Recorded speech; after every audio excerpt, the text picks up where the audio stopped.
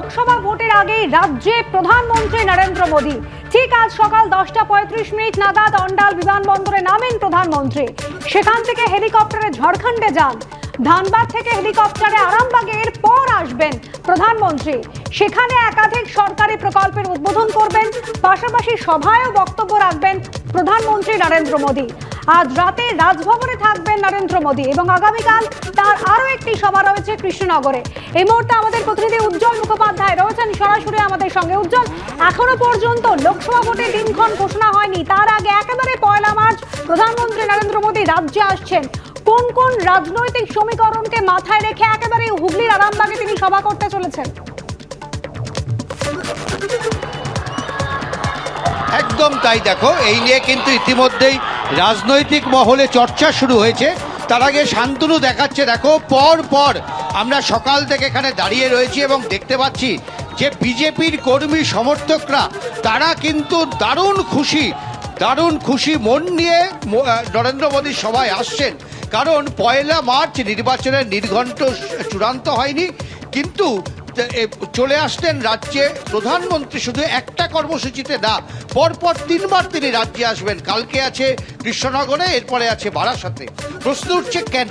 দেখো, আমরা দেখেছি যে এবারের লোকসভা নির্বাচনে মমতা বন্দ্যোপাধ্যায়ের কিন্তু তুরুপের তাস হচ্ছে কেন্দ্রীয় সরকারের বঞ্চনা। আমরা 100 দিনের কাজ থেকে শুরু করে বিভিন্ন কেন্দ্রীয় প্রকল্প কেন্দ্র বঞ্চনা করেছে, রাজ্যের মানুষ সেই প্রকল্প পায়নি।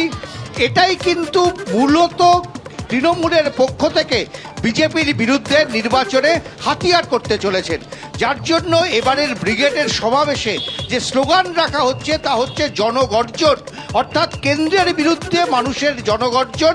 এটাই হচ্ছে তৃণমূলের তুরুপের তাস। আর সেই কারণেই বিজেপি কিন্তু বাড়তি লক্ষ্য দিচ্ছে পশ্চিমবঙ্গের।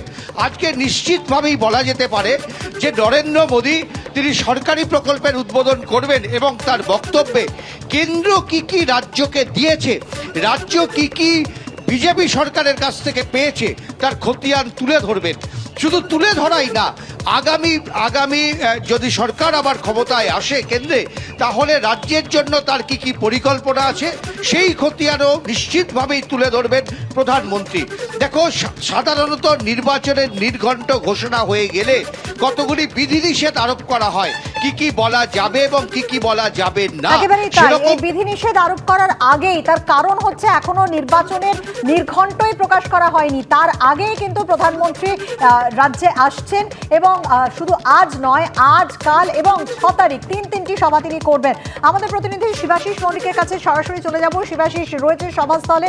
শিবাশিস, একদিকে বিভিন্ন সরকারি প্রকল্পের ঘোষণা নরেন্দ্র মোদী আজ করতে চলেছেন, অন্যদিকে আমরা জানি যে এ রাজ্যে মমতা বন্দ্যোপাধ্যায় তিনি মূল যে ইস্যু নিয়ে বারবার সরব হয়েছেন তা হচ্ছে কেন্দ্রীয় বঞ্চনার ইস্যু।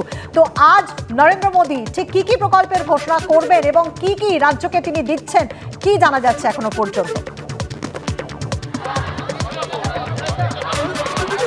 দেখো, এখনো পর্যন্ত যেমনটা জানা যাচ্ছে তাতে আমরা আপাতত আরামবাগের সেই ময়দানে দাঁড়িয়ে রয়েছি যে মাঠে কিন্তু আজকে সভা করবেন নরেন্দ্র মোদী। এবং এর পাশাপাশি তোমায় বলে রাখি যে সেখানে কিন্তু আবার একবার মোদী সরকার এই বার্তা দিয়ে, অর্থাৎ একেবারে লোকসভাকে পাখির চোখ করে আজকে থেকে এই সভা করা হচ্ছে নরেন্দ্র মোদীর। এবং আরামবাগ আসন, কেন আরামবাগ আসন? কারণ 1142 ভোটে এই আসনে পরাজিত হয়েছিল 2019-এ বিজেপি, এবং সে কারণেই এই 1142 যে ভোট, সেই ভোটের দিকে তাকিয়ে কিন্তু নরেন্দ্র মোদীর আরামবাগ থেকে এবারের ভোট প্রচার শুরু। এরপরে আগামীকাল তিনি যাচ্ছেন কৃষ্ণনগর, এবং এই দুই জায়গাতে অর্থাৎ কৃষ্ণনগর এবং আরামবাগে দুই জায়গাতেই কিন্তু সরকারি প্রকল্পের উদ্বোধন করা হচ্ছে একদিকে, এবং আরেকদিকে রাজনৈতিক মঞ্চ করে সেখানে ভোটের প্রচার। অর্থাৎ সেই দিকে কিন্তু যে কৌশল, একেবারে রাজনৈতিক কৌশল, যখন রাজনৈতিকভাবে তৃণমূল কংগ্রেস এই রাজ্যের শাসক দল তারা বারবার বলছে কেন্দ্রীয় বঞ্চনা, অর্থাৎ রাজ্য কিছু পাচ্ছে না, প্রধানমন্ত্রী আসছেন ভোটের প্রচারে, এবং তার আগে ভোটের প্রচারে এলেও যেহেতু নির্ঘণ্ট ঘোষণা হয়নি, তিনি প্রকল্পের উদ্বোধন করতে পারেন। এবং সেই কারণেই প্রকল্প দেওয়া, অর্থাৎ বাংলাকে কেন্দ্রের যে অনুদান প্রকল্প বাংলা পাচ্ছে না তা বলতে যাতে বিরোধীদের অসুবিধা হয়, সে কারণেই কিন্তু আজকের যে এই ব্যবস্থা। সুবীর রায়কে বলবো একবার ঘরটা দেখাতে। এই সেই ঘর যেখানে কেন্দ্রীয় প্রকল্পের উদ্বোধন হবে এবং তার পাশেই একেবারে রাজনৈতিক মঞ্চ, যে মঞ্চে কিন্তু চলছে বিজেপির প্রচার। এই বিজেপির প্রচারে কিন্তু অংশ নেবেন পদ্ম শিবিরের সব থেকে বড় স্ট্রাইকার যাকে ধরা হয় সেই নরেন্দ্র মোদী, এবং নরেন্দ্র মোদীর মাধ্যমে আরামবাগের আসনে যেখানে মাত্র 1142 ভোটে বিজেপি পরাজিত হয়েছে 19 লোকসভা ভোটের নিরিখে, সেই আসনকে পাখির চোখ করে আজ একেবারে প্রচার